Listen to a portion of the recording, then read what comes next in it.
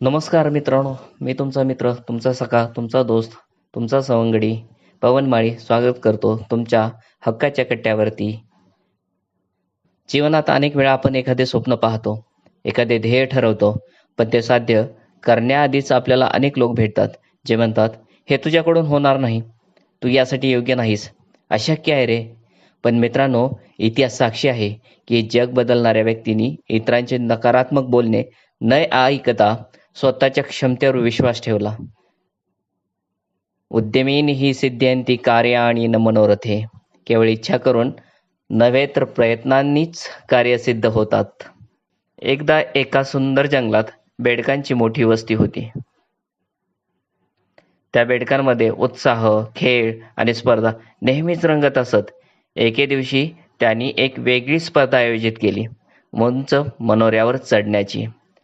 तो मनोरा इतका उंच होता की तो पाहूनच अनेक बेडूक घाबरले. आजूबाजूला प्रेक्षकांची मोठी गर्दी जमली होती. शर्यत सुरू झाली. सर्व बेडूक जोमाने मनोऱ्यावर चढू लागले, पण गर्दीतून आवाज येऊ लागले, "हे अशक्य आहे. इतक्या उंच मनोऱ्यावर कोणी पोहोचूच शकत नाही. आजपर्यंत कोणीच गेले नाही. तुम्ही कसं काय जाणार?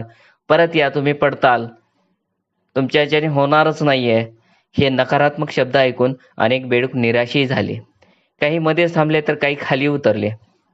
अति तिथे माती या म्हणीप्रमाणे काही बेडूक सुरुवातीलाच जास्त जोम दाखवून थकलेही. पण त्या सर्वांमध्ये एक छोटासा बेडूक मात्र शांतपणे, सातत्याने पुढे जात होता. तो न मागे वळून पाहत होता, न इतरांचे बोलणे ऐकत होता, न त्याच्यावर कुठलाही परिणाम होत होता.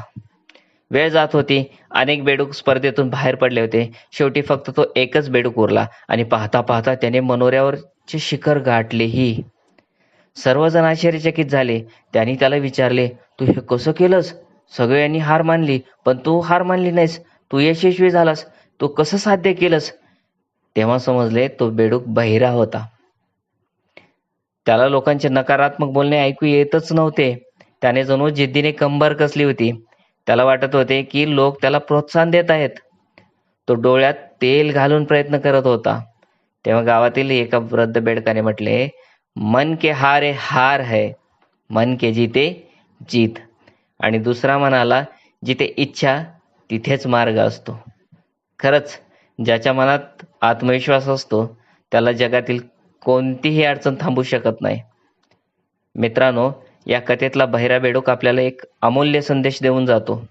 लोकांचे बोलणे ऐकून तुमचे भविष्य ठरवू नका. तुमचा आत्मविश्वास तुमचे भविष्य घडवतो. असाध्य ते साध्य करिता सायास आणि प्रयत्नांती परमेश्वर. जीवनात कितीही अडथळे आले, कितीही टीका झाली, तरी आपल्या ध्येयाकडे वाटचाल करत राहा.